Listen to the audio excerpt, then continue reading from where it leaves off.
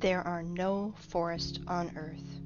When you read this headline out loud, even with the exclamation mark at the end, every sensible person will say that I'm out of my mind, and you will want to show me tons of photos with images of forests. I want you to believe that this is another trick. They make us think that this is a forest, when you actually are looking at 30-meter bushes. This is total bullshit and nonsense, you will say to me. Of course we know what forests look like, because we've all walked in them. Well, I expect that's how you will react, and that's fair. But after watching this video, its headline won't seem so strange to you, because you will reverse your concept of forests by 360 degrees. And now, first things first. We will begin with a well-known picture. Children see 9 dolphins on it, but adults see 2 lovers. A huge difference, don't you think?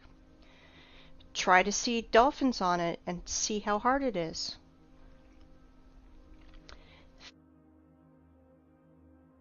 Feminine fruities just won't transform into dolphins for most adults. And that's funny because it's the opposite for kids.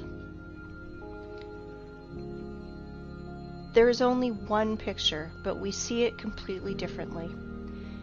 What is more, children and adults can't exchange perceptions. Why is this the case? It is simple. Eyes see the way the Matrix ordered them to, but that's not the way the real world looks. Our eyes become traitors over time. We were blinded while in childhood. The outward world is quite different. We see things through a prism of habit and experience. And this prism distorts everything completely. At 30 years of age, this prism works to protect your mind. And at 40, you could go crazy without this prism. Do you think I'm exaggerating? Look at this photo. I'm claiming that it is from a mesa that was formed from a magmatic melt from the Earth's depths about 200 million years ago. You think I'm out of my mind? Maybe you're out of your mind. You will understand soon. We'll come back to this plot of grass later. For now, remember how we bumped into this old stump. Sometimes humans even try to take photos trying to hug the unhuggable trunk of a tree. But really, think about it. Old trees are a rarity. They are all registered, they are tracked, and are being kept in reserves, like memorials of nature. There is an uproar on the internet about forests. Why all forests in the earth, even in Siberia, are not older than 200 years old? Where are all the giants? It is right that the people are in an uproar about it, but I want to look at the problem from another angle, from the side of the Earth's poles. The thing is that even Soviet biologists found strangeness in the poles, and unnatural amounts of water kept in the ice and snow, and there's an unnatural percentage of carbon dioxide in the world's oceans. This abnormal concentration tells us exactly about a worldwide fire of the past. Using simple math, those scientists come to the conclusion that those fires carried away 99% of the Earth's biosphere.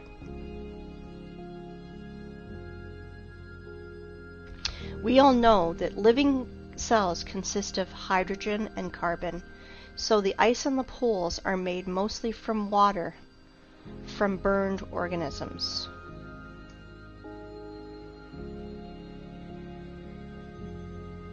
And now, think about this number, 99%. It means that everything that now grows, crawls, flies, swims, and runs on the earth is 20,000 times less in volume than before this catastrophe. 20,000 times. To imagine this, look at this picture. This piece of bread is humans, plants, animals. Just this pathetic small piece of bread on this large transport truck represents Earth's biosphere before those times.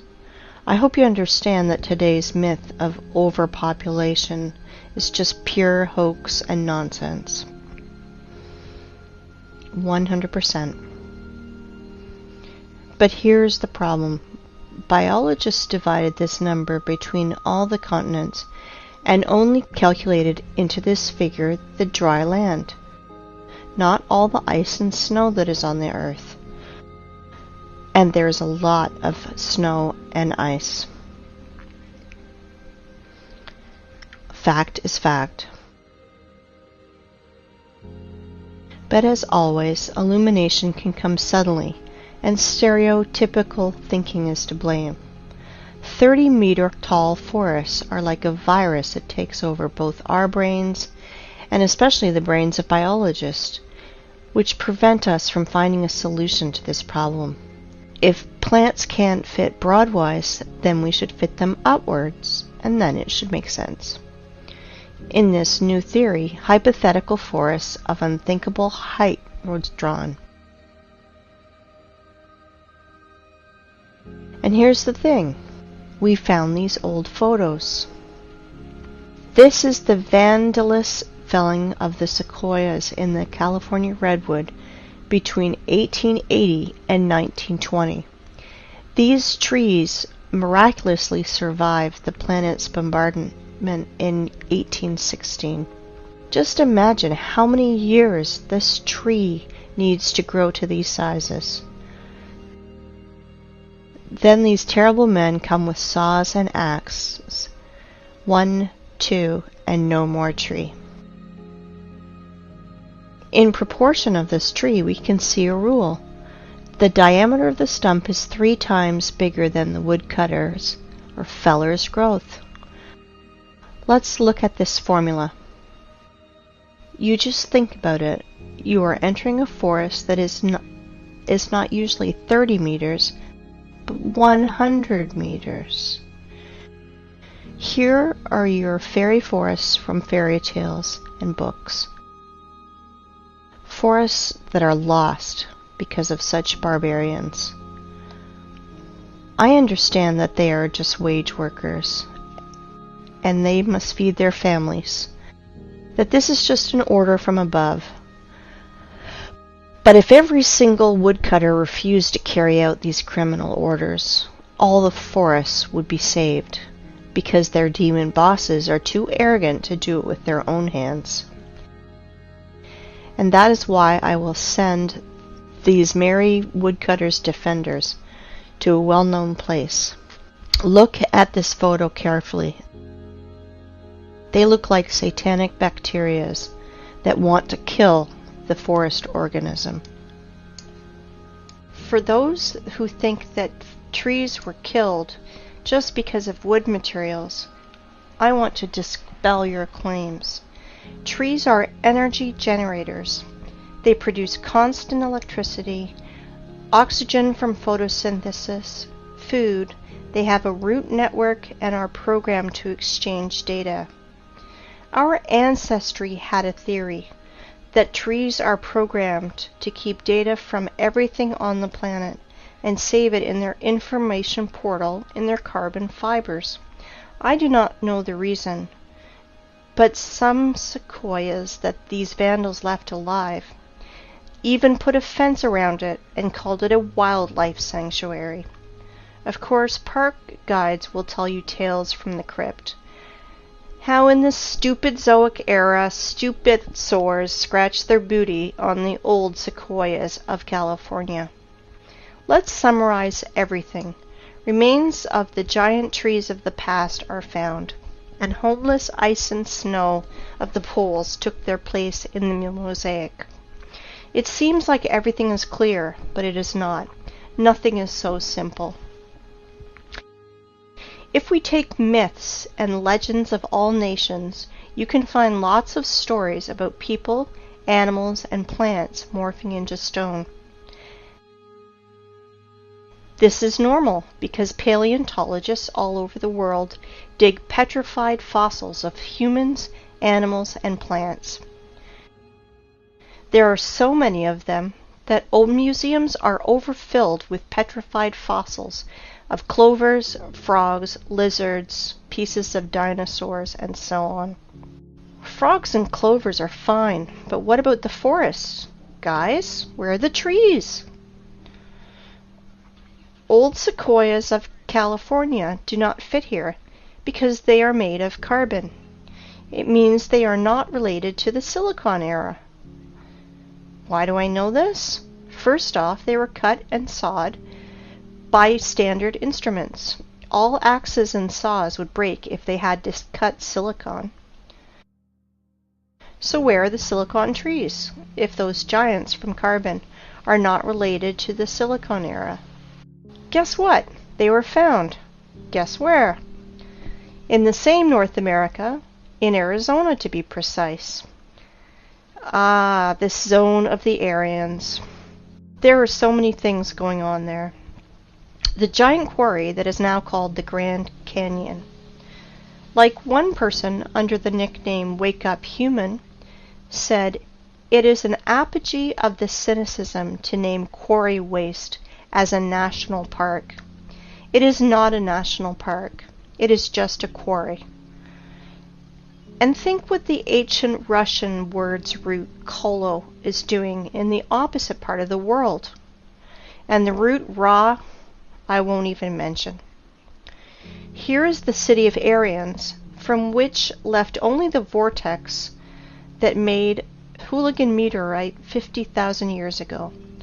That's how Wikipedia is telling us this total bullshit. Oh, and by the way, here are our silicon trees.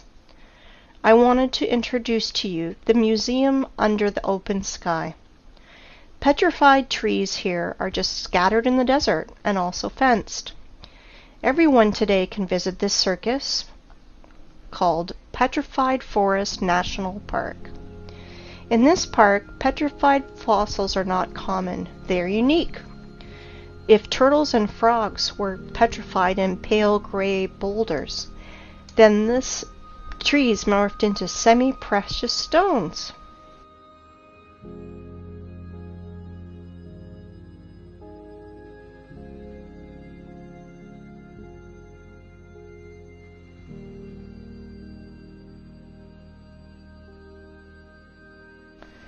Beautiful stones, aren't they? It is time to take stock. All our forests are young and do not grow higher than 30 meters. Remains of fairy forests were found in the sequoias of California, and biologists put poles of ice and snow in its place. We found petrified fossils of the Silicon era and trees from precious gems. Now everything fits together, right? Or no? In a perfect world, everything fits. In our cursed hell, nothing fits. Since that time, when I was a kid and I saw petrified fossils on a TV show, I was tormented by that question. How is it possible for a frog to be morphed into a stone instead of rot like any organic body does? Let's see what Wikipedia tells us. Special rare conditions must be met in order for the fallen stem to be transformed into fossil wood or petrified wood. In general, the fallen plants get buried in an environment free of oxygen, which preserves the organic structure and general appearance. I understand this is dry British humor. If not, I will try to explain. You need some spontaneous disaster. For example, a volcanic eruption, tsunami, clay rain, which would quickly cover the frog and mammoth and make conserves from them, where bacteria won't decompose the corpse to the state of stinking manure. In other words, to make the body petrified, you need to cover or engulf the body and to compact it. According to so-called scientists, the tissue was organic, and then it magically turned into silicon. SiO2. Remember this formula. If you have ever buried your home pets, you can quickly run and dig them out. Your beloved pet is petrified, and you can put his statue on your table. Want to reproach me for such black humor? Redirect that to the official science community, which sells us such bullshit. A dead body has only two options. Dry up like an insect in a piece of amber, or the second option, just simply rot. Organic bodies will never turn into rubble. Never. This absurdity is invented to hide the truth. Magical morphing into stone is a little thing. Transforming wood into semi-precious stones, this is where the lies and ignorance become uncontrollable. Tell me how a stick of wood can become a semi-precious stone. You may have no answer, but I do, and we will discuss this later. For now, let's analyze what these gems show. I do not know about you, but I am confused by 3 points. First of all, according to the official story, these trees lost in an unequal battle against a neighbor volcano. Attention, 225 million years ago. But wait, there's more! This wood not only burned in hell's fire, not only rotted into the wet ground, against all the laws of physics, chemistry, and biology, just transmorphed into precious gems. David Copperfield is nervously smoking on the sideline. But this is not the end. Trees are not broken. Trees are sawn into even, accurate pieces. Well, I want to know the name of this brand of chainsaw that Aborigines used for this. I am joking, of course, but the conclusion is that this is not a museum, but stage theater. These trees were sawn and brought here by someone.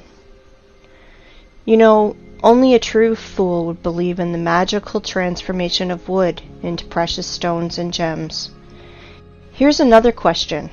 For what purpose did they make this circus with all these scattered pieces of silicon life form? And did you pay attention to how small these silicon trees are? They are incomparable, even with the sequoias of California. But this one is simple. They are not trees. They are trees' branches, giant silicon trees. And these trees were so big that American sequoias near them look like sticks near the baobab. And while tourists are freaking out over these precious gems, no one is paying attention to the background, because everything is hidden in plain sight. To understand what I'm talking about, let's return to our favorite plot of grass. And I want to ask you, what do you see? A tree stump in the daisies? But I continue. This is mesa that was formed from the magmatic melt from the Earth's depths about 200 million years ago. Do not believe me? And now? Let me introduce to you, this is Devil's Tower, mesa, or so-called laccolith, that was formed from a magmatic melt from the Earth's depths about 200 million years ago.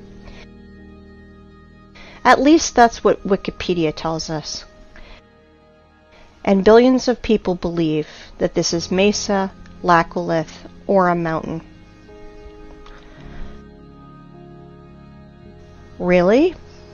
Let's come closer to our tree stump.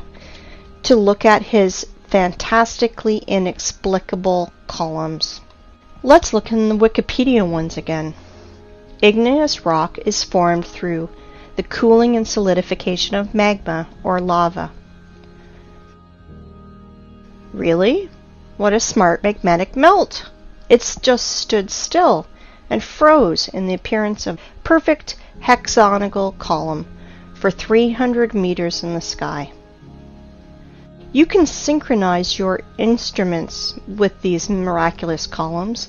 Were they squeezed out of cream injector, then tied in a bun like a broom, and then a big giant fan blew near to help the columns to curdle faster? Maybe the columns of Parthenon or Isaac's Cathedral were built in the same way. Gentlemen scientists, are you out of your mind writing this garbage? Humans, are you out of your mind believing this garbage? Claiming that this geometrical masterpiece appeared as the result of a lava fountain is the same bullshit as claiming that a racing car appears on the track because of an explosion at a Ferrari factory. Have you ever seen what a fountain of lava looks like? In those times, lava had artificial intelligence. Really? Comparative analysis. All columns are hexagonal. Why exactly hexagonal? Because the universe's masterpieces are built in this form.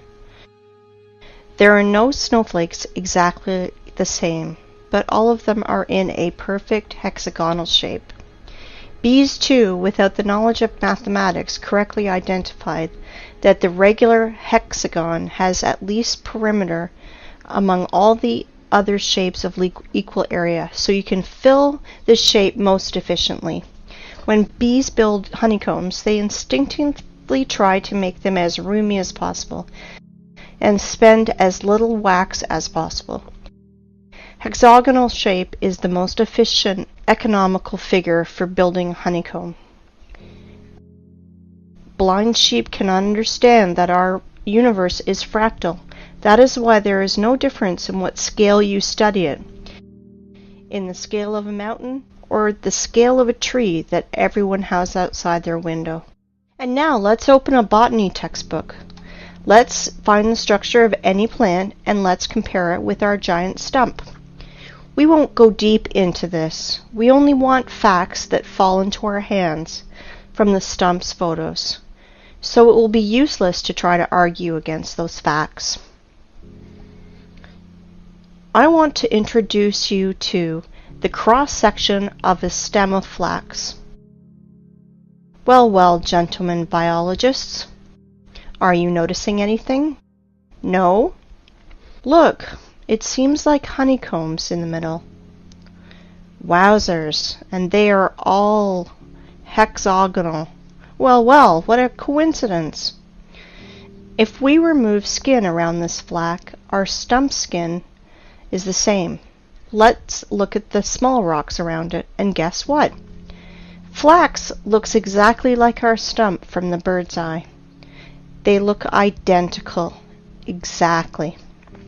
The stump's fibers, like the fibers of the flax, has a hexagonal shape that is strictly preserved. It is geometrical the entire length of the stem, and that is as much as 384 meters. I want you to pay attention. The stump's fibers are even stricter in their proportion, as we learn from the botany textbooks.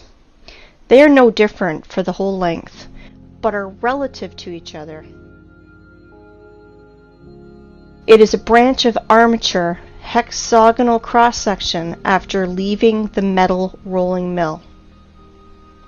The fibers are not attached to each other, since they freely exfoliate and fall as the stone erosion goes.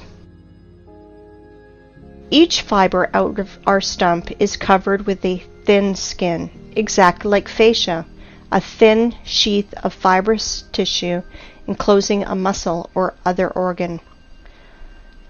As you see, petrified skin contacting winds and moisture is cracking, exfoliating, and showering, and this is direct evidence that the fibers of the stump consist of at least two components placed inside each other.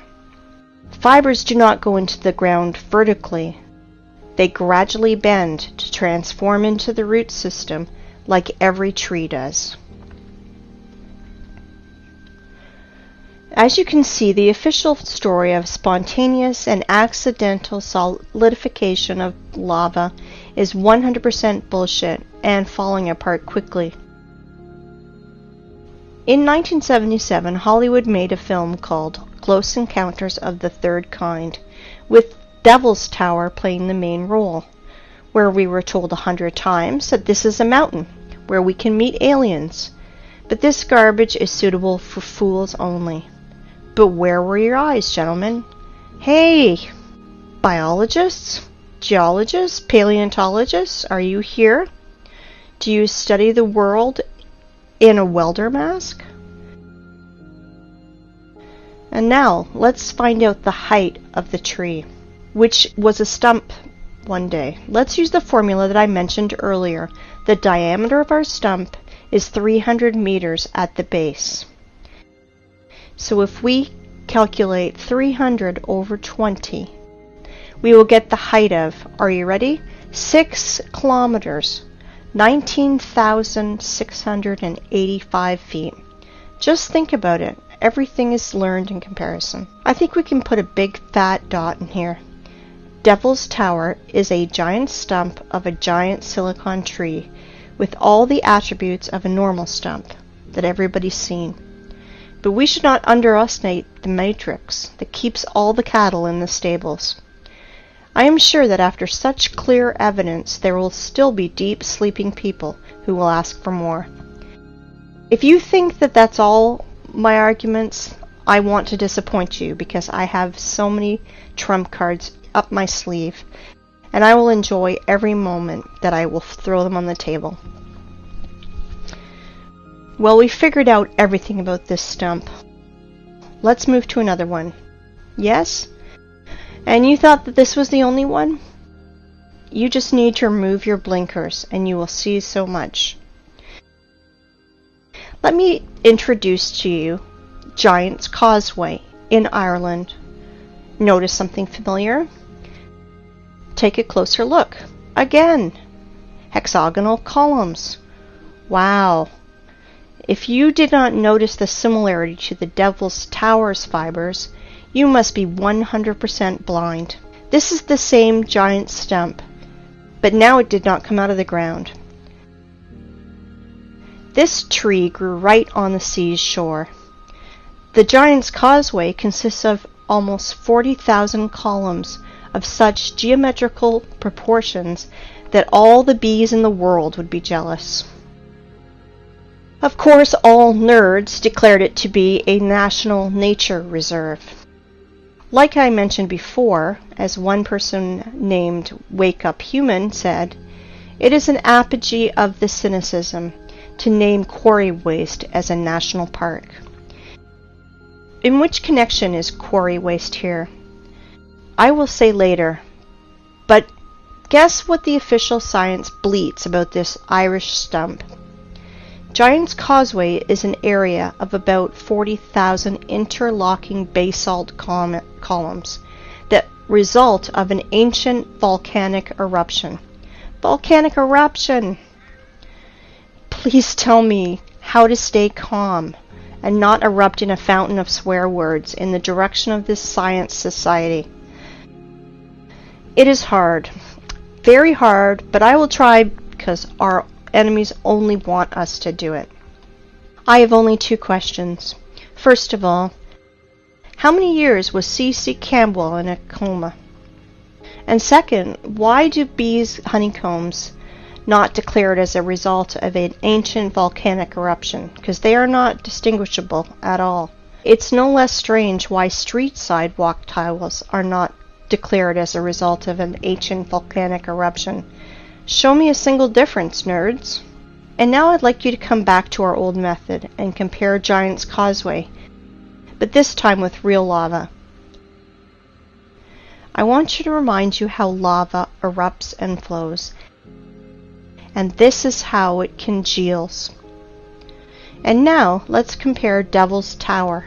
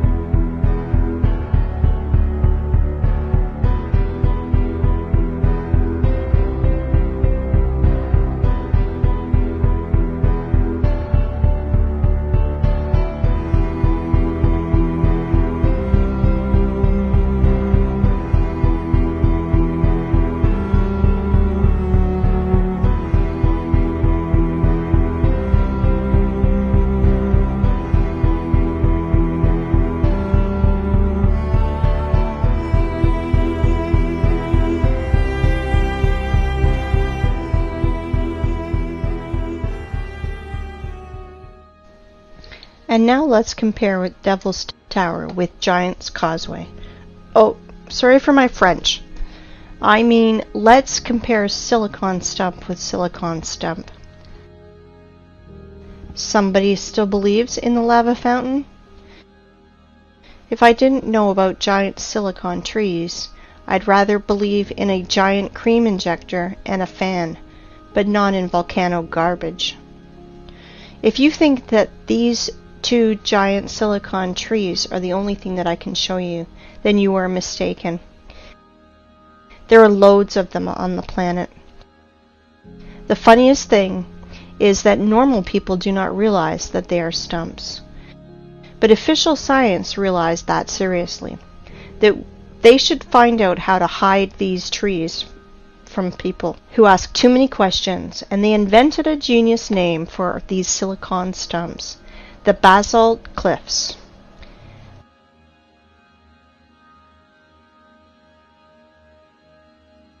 I want you to pay attention to these two pictures where fibers hang from the ceiling.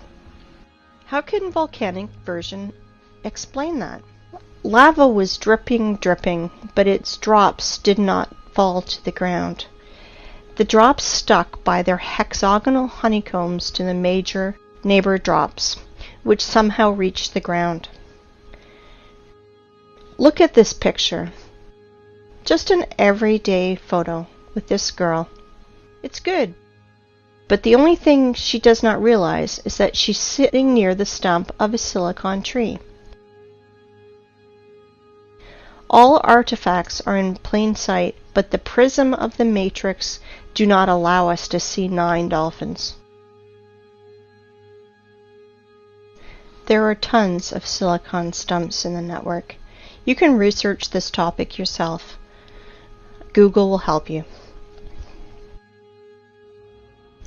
Let's move forward. I want to introduce to you one more hexagonal miracle of the Earth that is of silicon nature. I want to introduce you to the biggest salt lake in the world, Salar de Uyuni in Bolivia. As you can see, not everything is so simple as it is written in textbooks and shown on the Discovery Channel. Our tradition wanted to show you what Wikipedia is telling us about these hexagons. But the fibers of silicon stumps, Wikipedia is changing it a bit. About the hexagonal structure of South American Lake, it is keeping silent, like a fish, like there's none of them. But they are there, absolutely there. You won't believe it, but Wikipedia is not the only thing that's silent. After hours of research, I found nothing about this hexagonal structure. And only in one place I found a single phrase, like, "Look, how interesting this dried and cracked salt." And then I fell into a stupor. First of all, under the blazing sun's rays, every surface cracks like this. But not in hexagonal shape, like honeycombs. Secondly, cracks are deepenings between the fragments of surface, but I see elevations. And this is opposite to the cracks. It looks more like fiber fascia, like the silicon stumps one. And the third thing, why is all the salt surface in exactly a hexagonal shape? If the official story is not a sensible explanation, let me tell you my opinion. As Wake Up Human says, there are no salt lakes, just sludge settling tanks. I agree with him, but this is not the case. And here's why. I think that you've already realized that honeycomb's hexagonal shape is an attribute that belongs exclusively to living organisms. Either is the possession of a queen bee, snowflake structure, or plant's fiber. As we see with our own eyes, Salar do Uyuni is not just a giant layer of salt. It was a living being of the silicone form of life, which was scraped out by the adepts of technocracy, by their machines. Now you understand how far we are from reality? If we can't even imagine a giant tree, then how can we imagine a creature from salt, 10,000 kilometers wide? Then the height is impossible to imagine. Now you understand that 7,500 years ago, our planet was so fantastic, fabulous, and beautiful that Cameron with his avatar is a poor substitute. All that is left to us is a desert, which we have turned into a scrapyard.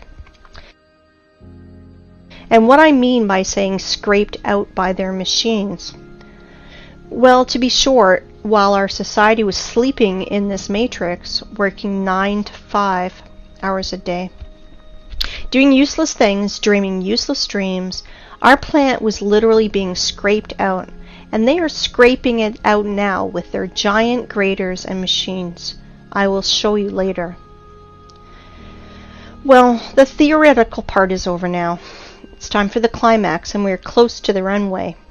But before, we should return to our first stump and see one strange thing. I bet you did not notice. We saw many stumps, but this one is special. It has a flat surface on top, which means it was cut down. Yes, exactly, cut or sawed. And now our imagination is asking us, who cut it? For what? What did they cut it with? I will answer this question later. We will put these questions in the background because the stump that was cut is not a single one on the planet. I will tell you even more. Devil's Tower is a small one compared to the others. Boys and girls, our aircraft is ready to fly. Of course. Well, we have no course. We will fly around the planet. Fasten your seatbelts and better hold on to the handrails, because everything you will see will overturn your notion of rocks and mountains. Let's go! While we're flying, let's play a game. Find 10 differences. Though there are only 2 differences, material and size.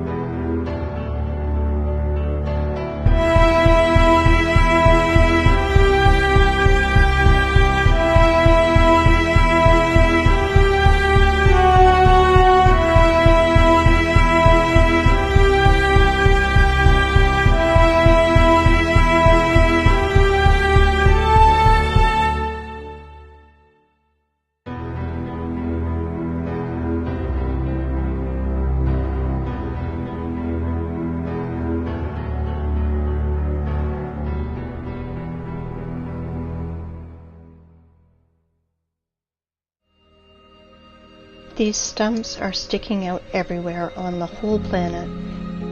There are hundreds of them. Scientists call them mesas, which means table in Spanish, because they have a flat peak, flat as a table. Well, cool, stumps. And now let's remember the beginning of our conversation. We thought we saw forests and even walked in them. So what does it matter if they are only 30 meters high? Is there a difference? We're pleased with the one we have left. We enjoy its beauty. We are accustomed to these forests, so we don't need another. Then we discovered that the old forest was preserved in the US, which is described in fairy tales and myths, giant 100-meter sequoias. This is the picture our mind draws when we hear the words fairy forest. Let's think about the sequoias in California and the prism of matrix forces, otherwise our mind's protectors will melt, because Devil's Tower is actually a 6-kilometer high tree. But realize that Devil's Tower is a young plant compared to other trees on our planet. For example, this mountain in Cape Town in Africa is really impressive. This plateau is 3 kilometers in diameter. If we multiply 3 by 20, we will get a tree of 60 kilometers high. Do you have any clue how big its branches are? On one of the branches you could easily place a huge residential area with all the shopping malls, schools, and parks. Just imagine how huge it is. Of course, your mind will never see that this mountain in Africa is really a tree that is 10 times higher than the Devil Tower tree, 60 kilometers higher. But guess what? That's not the limit. In the work of Russian scientist and poet Alexander Sergeyevich Pushkin, we can read about giant fairy oaks that was on the Bayan Island near Lokomori, and we now believe has been killed by our government. That oak was supposed to be at the center of the earth and was some 100 kilometers high. Not sure how high, but for sure higher than the Cape Town one. This oak was the biggest plant on earth.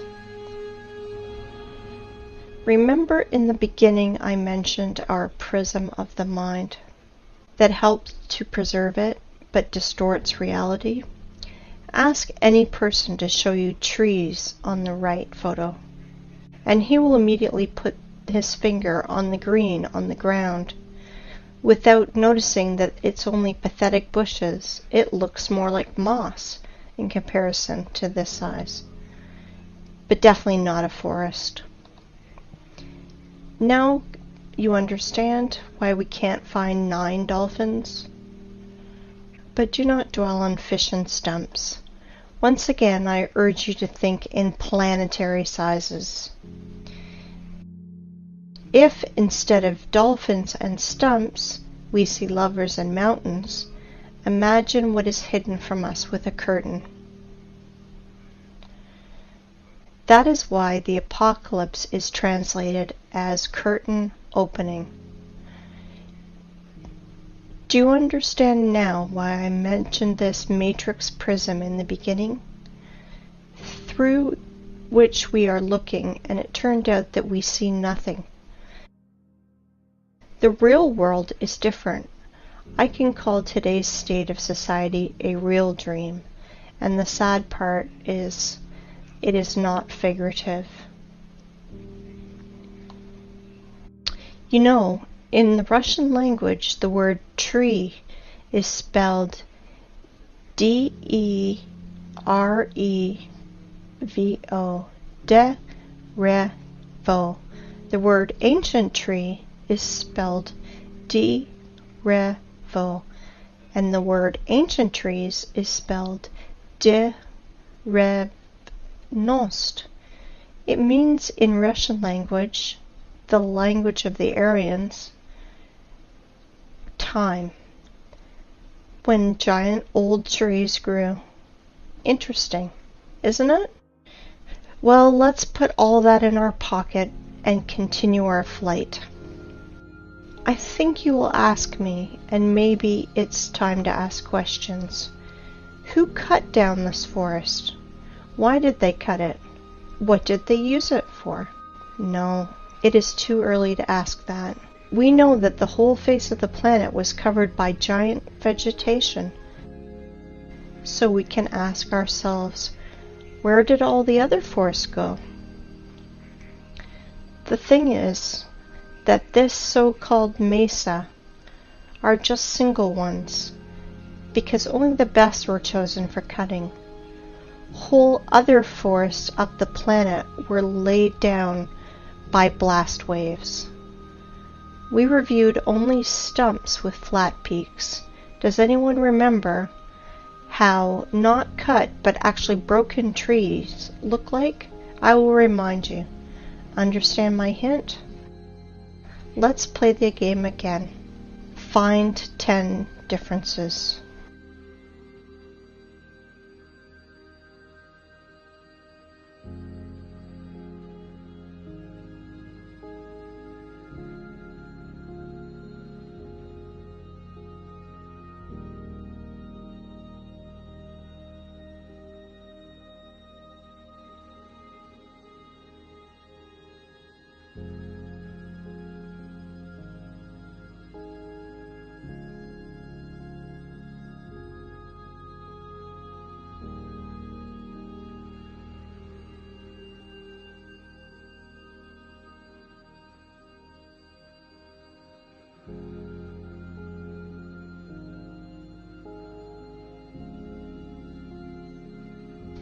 I think you understood the meaning of my words.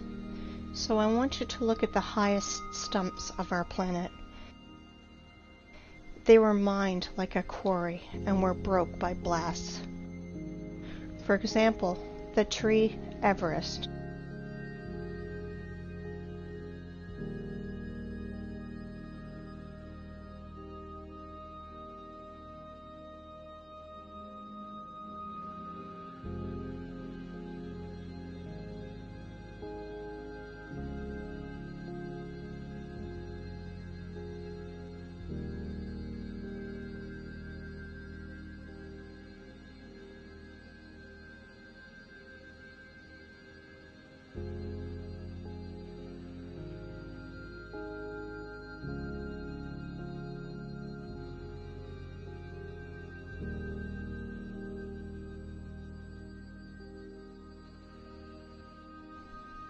Have you already guessed?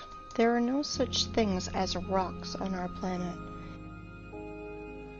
They are all just pieces of broken stumps. You can look at millions of photos, but the only thing that you will find is corpses of our true environment. How official science explains our origin of rocks, I think you guessed too. Now you understand why we are so charmed by rock?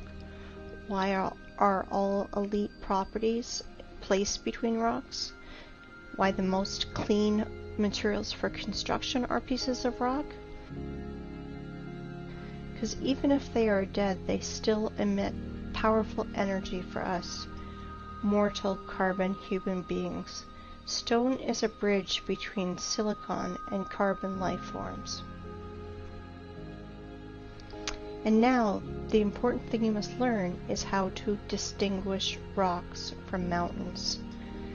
They are completely different things. Rocks consist of solid pieces of ragged stone with fragments of fibers that reach to the sky. But mountain is just a pile of loose waste, which were brought on by giant machines. It has almost perfect cone shape, like every loose structure does. Sometimes those piles have chemical waste inside, And sometimes those wastes react with each other, and sometimes they burn, and sometimes explode. And then nerds in white coats scream that they invented a new volcano, and will immediately tell you stories from the crypt. How 200 million years ago this volcano formed those silicon stumps, and explain the origin of our street sidewalk tiles as a result of an ancient volcanic eruption. That is why there's no such thing as volcanoes, rocks, and mountains on our planet. You can throw out these terms from your vocabulary. Okay, let's fly further. So from our window you saw that absolutely all the rocks on our planet are just corpses of the silicon form of life. They are all fallen trees, you want to ask? No, not all of them have hexagonal structure like the Devil's Tower. Some of these rocks have lamellar structure or spongy structure, like our mushrooms do. Like liver is different from our heart or our lung, so our ancient world was so diverse that we can't identify or even imagine lots of species structure like our mushrooms do. Like liver is different from our heart or lung, so our ancient world was so diverse that we can't identify or even imagine lots of species and subspecies. Let me introduce this theme was covered in detail by Pavel Ulyanov. His YouTube name is Wake Up Humans. He did revolutionary work in the theme of geology and bucket wheel excavations work. Let me introduce to you this giant cuttlefish, which is a Badger 288, one of the world's biggest rotor excavators. And this is how those machines work. They crawl on its wheel parallel to the quarry wall. Giant wheels with ladles scratch at rock and ground, leaving concave wall.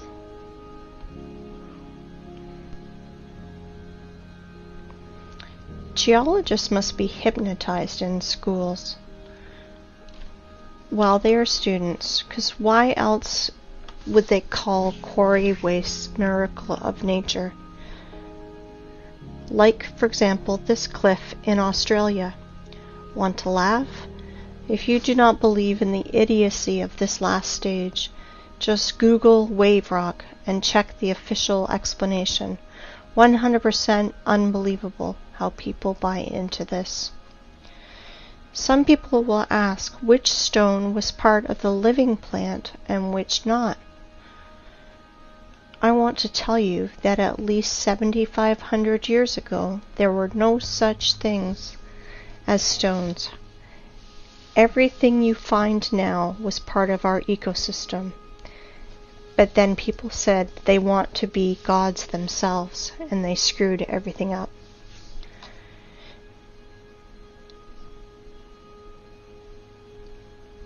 I want to ask you, open your minds. They live, we sleep. But they not only live, they're also killing our planet. They are doing it right now, while you are watching this. Wake up, humans. You must review all the instruction they gave you in elementary school, middle school, high school, history, geography, geology. Open your mind. I want you to look at these photos.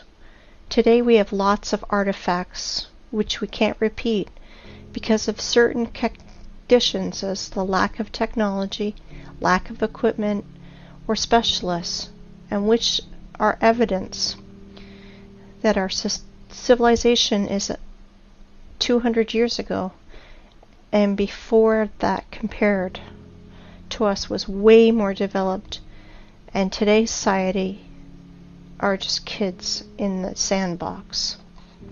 Here are some examples. Babulovo Bath, 1784 to 1820. Here is what this man that was near it tells us. Sorry for my language, but they are telling us absolute bullshit. That somehow the master made it for 7 years and polished it every day like Papa Carlo. Absolute bullshit. With all my responsibility as a lathe man of 5th level, I declare that this is machine precision. Concave and convex surfaces of this bath, strictly precise, circle on the whole diameter, very accurate spherical surface in the lower part of the bath. Inside the bath on the bottom, the same super accurate concavity of the whole diameter. This product is impossible to do manually, especially to polish. I have the impression that it only yesterday got out of the machine. And the polish is like from Isaac's castle columns. It's impossible to do without high-class and high-speed polishing and grinding instruments. Next one, Alexandrian column, 1834. Weight is 600 tons, 27 meters high, granite. Impossible to do manually without turning this on a lathe machine. This column has the shape of antithesis. It's simply impossible to do manually. Third, Peru Ollantaytambo. Polygonal docking of blocks. Weight is 40 to 120 tons.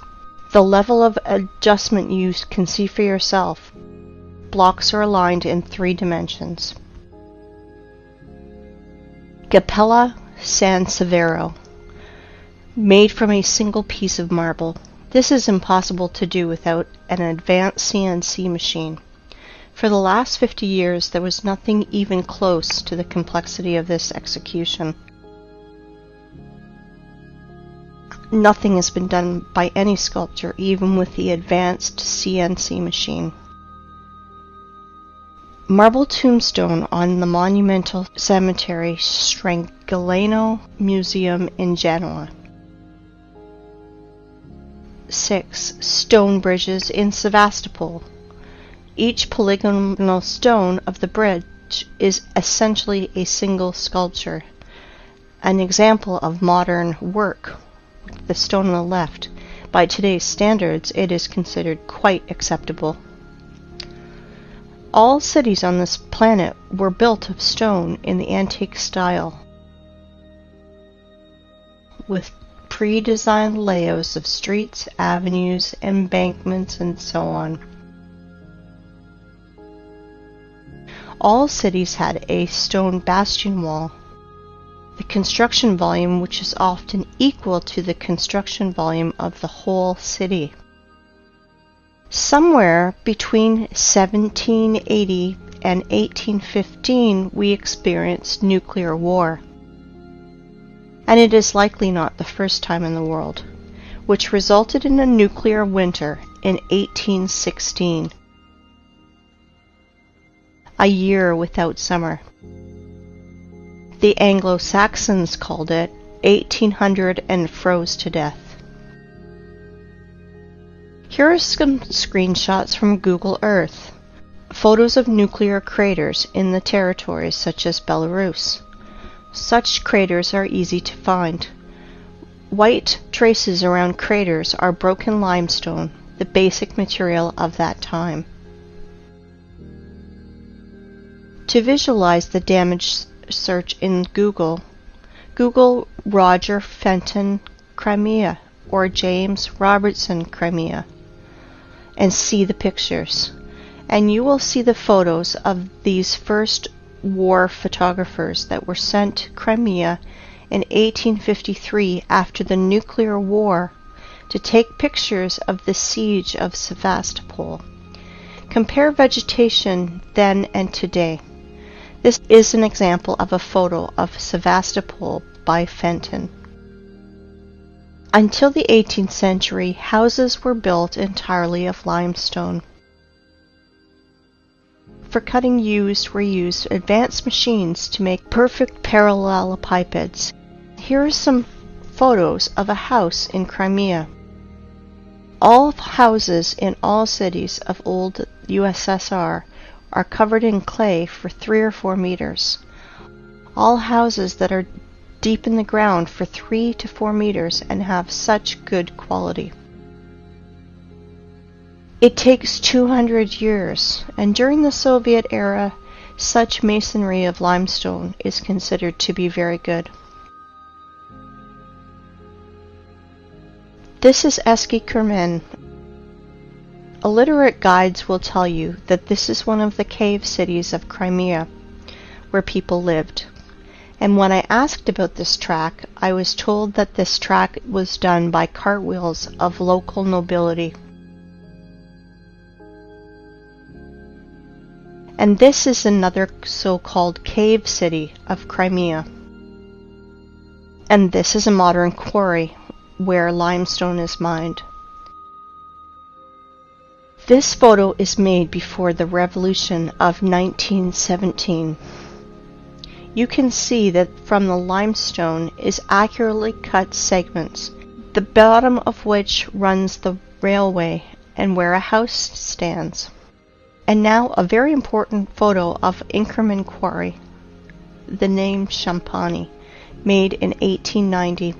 You can clearly see cut passageways through the hill, 100 meters in width and 80 meters high.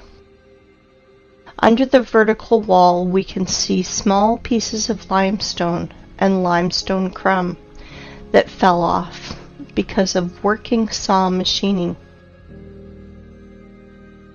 In the cut holes we can clearly see houses. Some of these holes are beginning of catacombs, some of which extend for hundreds of kilometers. They conducted a large-scale underground mining of limestone. In the days of the Second World War, in the catacombs were hospitals, warehouses, headquarters, and trucks freely drove in and out of these catacombs. By the way, there are ancient catacombs in any city of the world. Near Odessa, there is a catacomb that is 2,500 kilometers long. Everything they tell us, rocks, canyons, ravines, cliffs, are just nothing more than quarry wastes. And there are very old quarries over there, and many fresh ones. This is a white rock in Belogorsk, near Crimea. It is a limestone quarry. The wall was formed as a result of the cut slope of the hill. Want to see more? Look at this passage from which a huge mass of limestone was taken. They lied to you. And guess what they call it? They call it the Valley, a beautiful wonder of earth. Check this out. This is an old photo from the 19th century. The mound of the vertical walls of limestone chips are not yet overgrown with vegetation. This is an old painting from the year 1855. We can see ancient giant quarry wastes in the background. Are you impressed by the scale of mining in just little Crimea? I want to tell you more. There is no cubic meter of land probably 100 meters deep over the entire earth, which would not have been in its time mined, milled, masticated, and discarded. It is not a planet, but a giant quarry waste pit, where in the most violent and barbaric way the entire periodic table of Mendeleev is extracted. And now, look at these photos and pay attention to the tiered structure of the quarries and mines. The rotor excavated tiered cuts are massive. It is a formed structure with right angles when viewed from above. And now I want to show you the mountains, ridges, gorges, canyons, cliffs, in almost uninhabited ways. Often they are named by the people who discovered them.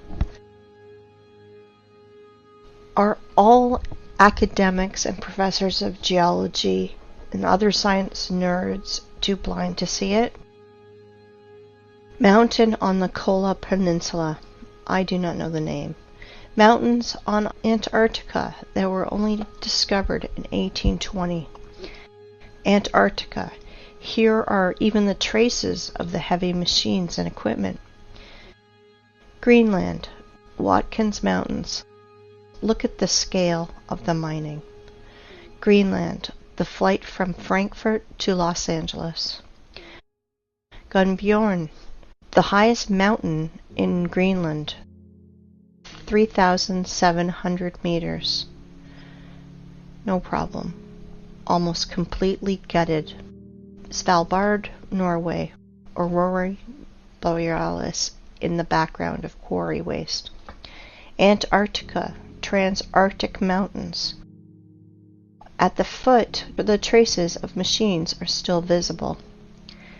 Antarctica, Transantarctic Mountains. Quarry systems. Pay attention to the background.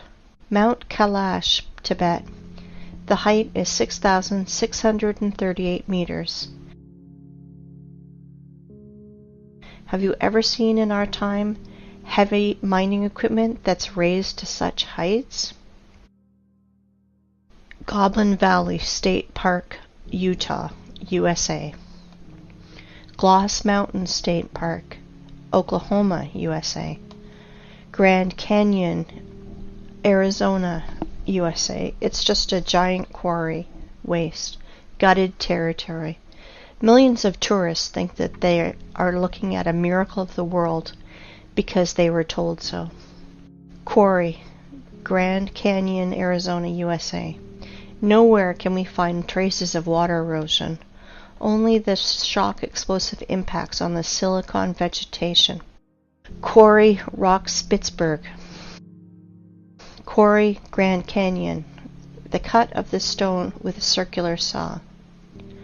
Quarry in Australia, Blue Mountains. Blue Mountains from another angle. Blue Mountains, the vertical wall. Compare it with the marble quarry in the Alps. Marble mining in the Alps. Giant quarry. Do not know where. This photo is offered as wallpaper on your desktop across the internet. Caprock Canyons State Park, Texas. Again, a national park created from exhausted quarry wastes in the USA. In some quarry wastes where there is a lot of moisture, people do farming. Banao rice terraces. Again, Banao rice terraces. And this is Canyon de Chelly Nation Monument, USA. The saws apparently did tunneling. The so-called Painted Hills in Oregon. Mountains Ravine, South Africa. Orange River and Mountains. Timna National Park in Israel, just a quarry. Quarry, Green Canyon in China. Flooded quarry, Charak Reservoir in Uzbekistan. Flooded quarry, another angle. As you can see, there are no natural rocks, mountains, cliffs, and gorges on this planet. You know, while people argue on the internet how flat the earth is, like a pancake, or maybe a little concave, our masters are literally devouring our home and turning into a desert and a scrapyard.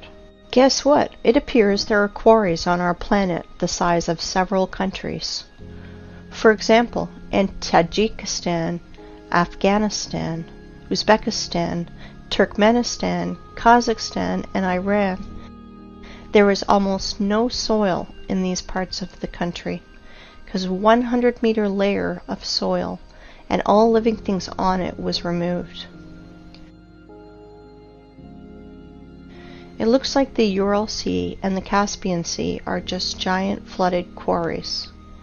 Yes, all areas in the world that is painted yellow on Google Maps are the bottom of quarry wastes. Uzgurt Plateau. In the middle of the picture is a group of cars. If you fill this quarry with a layer of water 1,500 meters high, you will get an analogy of the Sea of Azov. And this is the Sea of Azov, flooded old quarry. The bottom is as smooth as a table on which rotor excavators rolled. The maximum depth is 15 meters. Perhaps thorium was mined here. The edge of the Karakum Desert, the area of which is 350,000 kilometers squared. The impression is that planetary reapers worked here. In reality, Kori, for the rest of the population, Canyon Yangakala, the wonder of the world, in Turkmenistan. In reality, Kori, for the population, Plateau Tozber, Kazakhstan. USA Monument Valley, USA. Previously, this area was several hundred meters high, up to the stumps of the silicon trees in the background. Same Monument Valley, USA. Namibia. The desert is the bottom of a quarry. Egypt. The top layer is scraped out with soil and all living things on it, also burnt by nuclear blast. Most part of Australia is cut and scraped almost completely. No soil, only red desert left. Australia, Nigeria, desert. The conclusion is deserts are 100% artificial. They emerged as a result of long-term mining activities. Even more, you can easily safely replace the words canyons, gorges, rocks, ravines, plateaus, mountain lake, and just simple lake in your vocabulary to the words quarry, mine, flooded quarry, flooded mine. Krivobor in Russia.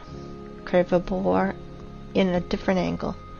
In the middle of this island, overgrown with bushes, stood a rotary excavator. Kruitvann in Switzerland, obviously the work of a rotary excavator. Siberia, Annabari Quarry. And now look at this. This is pile of waste rock in Donbass. The height sometimes reaches 300 meters. Inside them are chemical reactions. They burn, and sometimes they even explode when they accumulate excess pressure, and more. Let me introduce to you this pile of waste called Vesuvius in Italy. 1,281 meters high. But science nerds will tell you that this is a volcano because it is burning. Even once it exploded. What a story. How people buy into it is beyond me. And now let's look at the biggest pile of waste called terracons or volcanoes.